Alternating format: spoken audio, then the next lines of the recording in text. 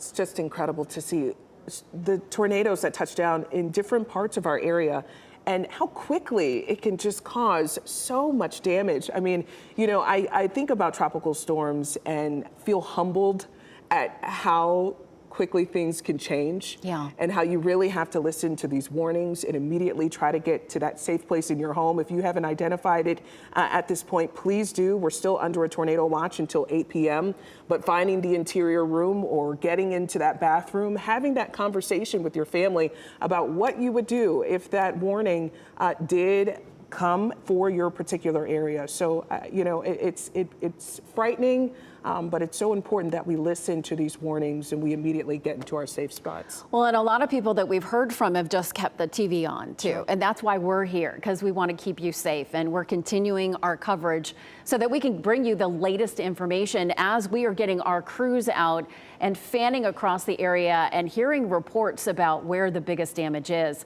Let's go now live to WRAL's Eric Miller, who is back in Wilson County, where we also saw a tornado hit not far from where you are. Eric. Well, Deborah, where we're standing right now is quite literally in the middle of that tornado's path. Where you've been hearing from Kristen today, the Barnes household, that's just about a block up Lloyd Road here.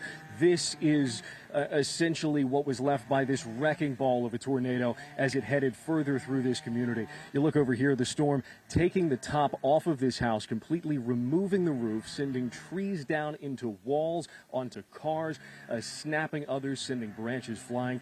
As we pan over this way, you can see yet another home completely moved off of its foundation, lifted back, the brick wall shattered, the roofing peeled off, scattered to the wind. And it goes on like this for blocks. Beyond that tree line, beyond those downed trees, there are more homes damaged. Another home that was picked up off of its foundation. Multiple outbuildings destroyed.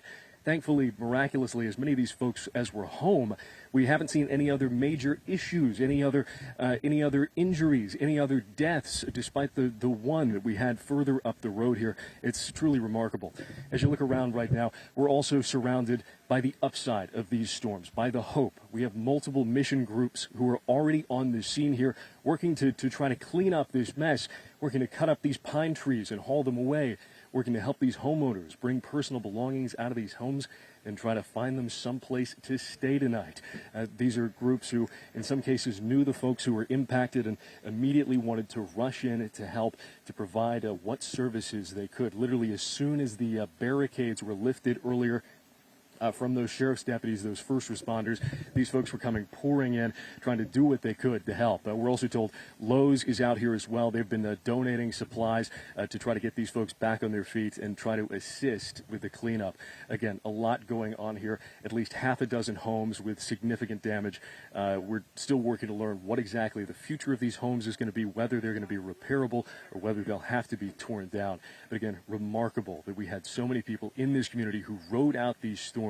And we had that one tragic death, but amazing there were not more people injured out here today. Of course, we're going to keep talking to these folks, bring you their stories as we get them. That's for sure. The way that house was just lifted up and moved. Wow. Eric Miller, live in Wilson County. Thank you, Eric. And one of the things we haven't talked about, the tornado hit in the middle of the night. Right. Yeah. You know, I mean, we talk about those warnings that come. So many people were asleep. Right. They weren't able to get into a safe spot. So, you know, you're right, Eric, that it is a miracle that more people weren't hurt, even though, of course, we're mourning the life of the 60-year-old man who died.